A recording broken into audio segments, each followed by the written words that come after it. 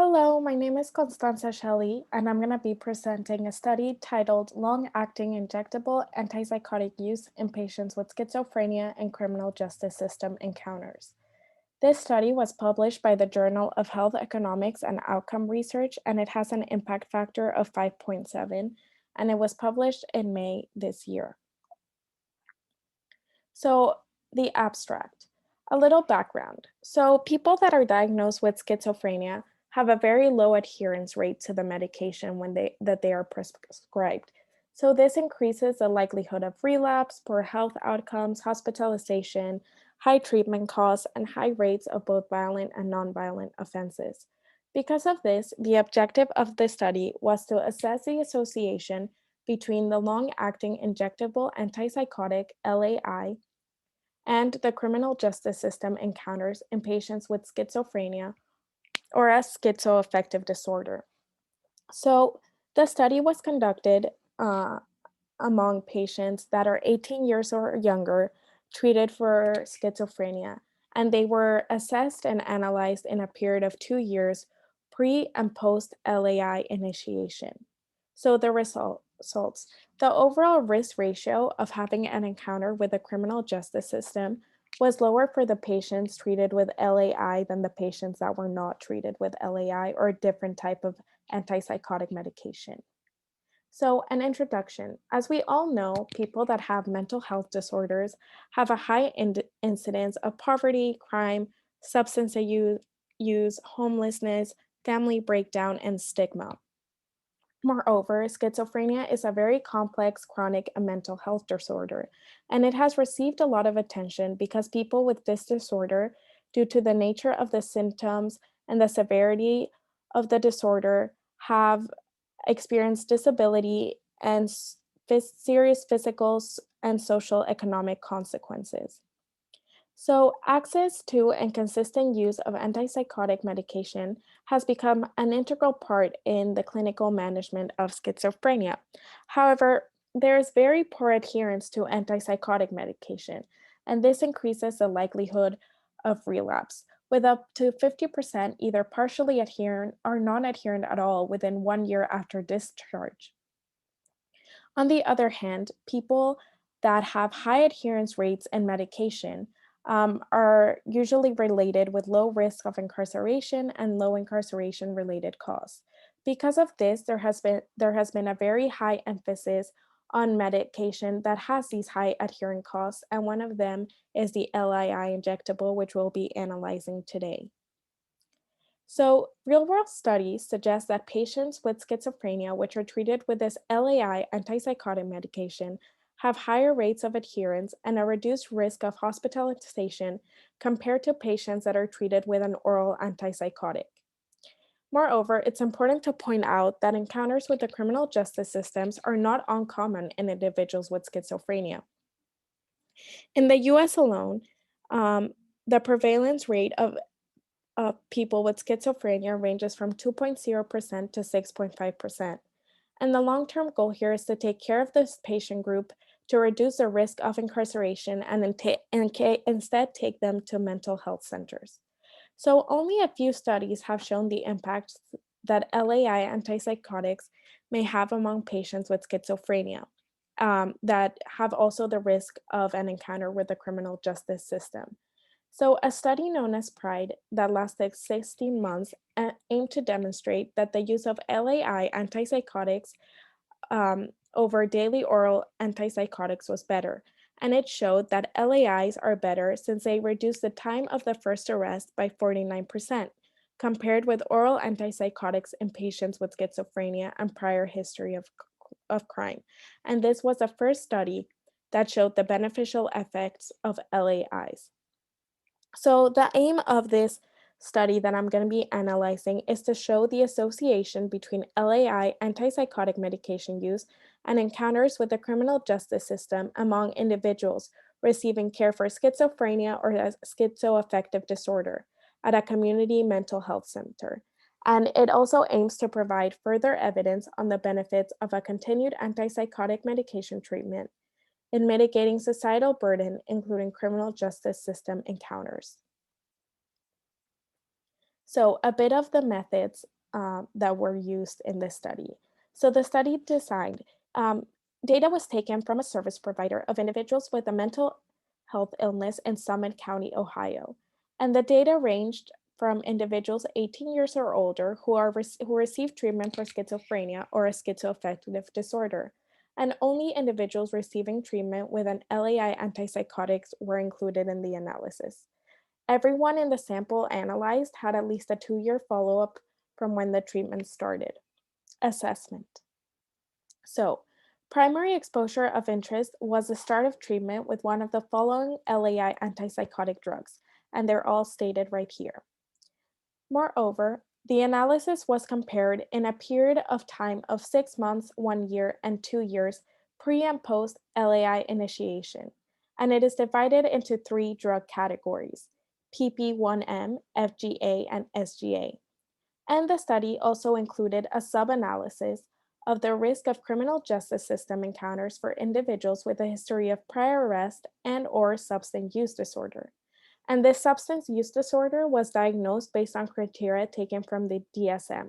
And prior history arrest was defined as the number of encounters with criminal justice system within 5 years prior starting the medication. Statistical analysis. So baseline demographics and clinical characteristics were summarized using descriptive analysis. Because of this, chi-square test and t-test were used to compare proportions and means between males and females. As it states here, mean number of arrests and the incidence of criminal justice systems during the three post-LAI periods were also computed. And significant differences between pre and post-index LAI data were identified using a two-sided p-value.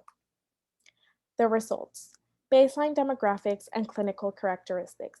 So the analysis included a total of 978 patients that received treatment for schizophrenia or a schizoaffective disorder. Overall, the 61.5% of the patients were male, and most of them were white, 53.4%. Moreover, the PP1M was an index LAI medication for more than half of the patients, 58.9%.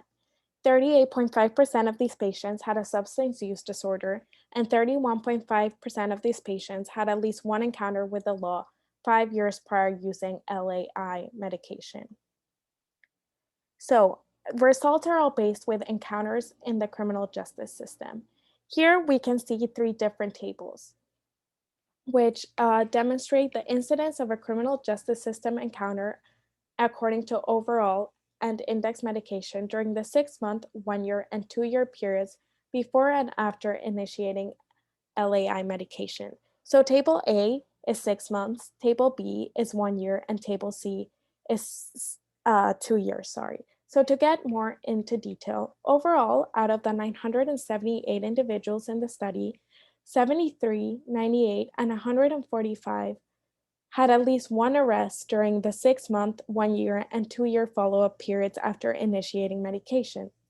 The overall incidence of arrest during the three times periods declined from 8.7, 13.5, and 20, which are all in blue, to 13 to 7.5, 10, and 14.5, which are all in orange, per 100 people. The incidence of arrests before the LAI initiation was the highest amongst those individuals who took PP1M medication instead of the other types of medications that I mentioned earlier. During the 2 year follow up period, those on PP1M were 33% less likely to have a criminal justice system encountered compared with those on first generation LAIs, which are the other tables. As we can see, there's way less encounters. Like fluorescein dioxide, there was only a reduction from 7.8 to 6.5 compared to 8.7 to 7.5. This second table shows the probability of pre and post LAI antipsychotic initiation arrest in persons with schizophrenia or a schizoaffective disorder with or without a prior history of arrest and or substance use disorder. So, the proportion of patients with a prior history of arrest and substance use disorder who had no arrest in the post index period was 62.3% in the 6 month, 60% in the 1 year, and 46.7% in the 2 year follow up period. and this represents a significant reduction in the risk of arrest during the post LAI medication period compared with a corresponding pre LAI medication period. The proportion of patients without a history of arrest and without a history of substance use disorders who remained without arrest for up to 2 years after starting LAI antipsychotic medication was 94.1%. And this shows a significantly uh, good results with patients that are using this medication, as we can see in the table down below. If you don't have an arrest, there's a 94.1% that you won't get arrested with this type of medication if you have schizophrenia. This table shows the comparisons of the risk of a criminal justice system encounter before versus after initiating an index LAI antipsychotic medication, as shown here.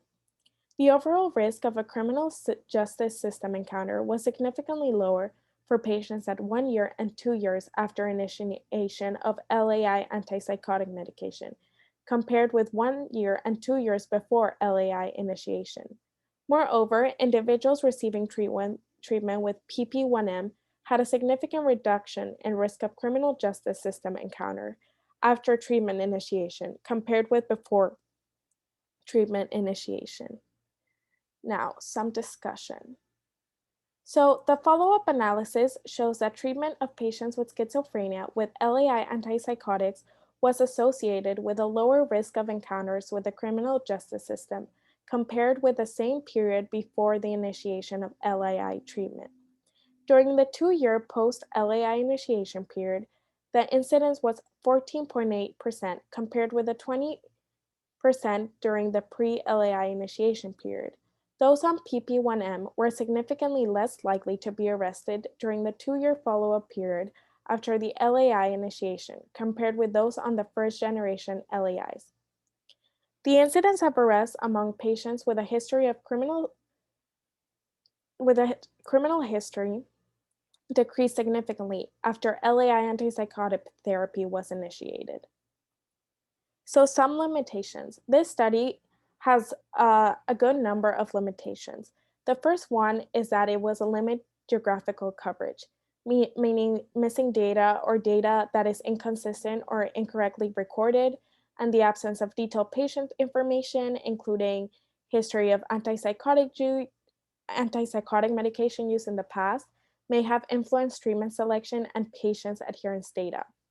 Also, since the medication at the start of the follow up was used in the analysis, one cannot be certain that an individual remained on the same medication during the entire follow up period. Therefore, the effect could always change. And some of the major limitations of this study should also be acknowledged. So, since an individual served as their own control, time independent characteristics such as sex and race were controlled through a matching system. However, time dependent characteristics such as age and differences in services and programs offered in the center, in addition to other treatment themselves, may also have impacted the results. So, in conclusion, individuals with schizophrenia or a schizoaffective disorder who are initiated on an LAI antipsychotic medication, and specifically those who started on PP1M, a type of LAI antipsychotic, were less likely to have an encounter with the criminal justice system compared with the period before the initiation of LAI antipsychotic treatment. Among those with a prior encounter with the criminal justice system and substance use disorder, a significant reduction in the incidence of at least one arrest was observed during a 2 year follow up period after LAI antipsychotic treatment initiation. Again, as I said, specifically with PP1M. So, what these results highlight are the potential effectiveness of LAI antipsychotic treatment in reducing the risk of arrest among those with a prior history of encounters with the criminal justice system. Thank you.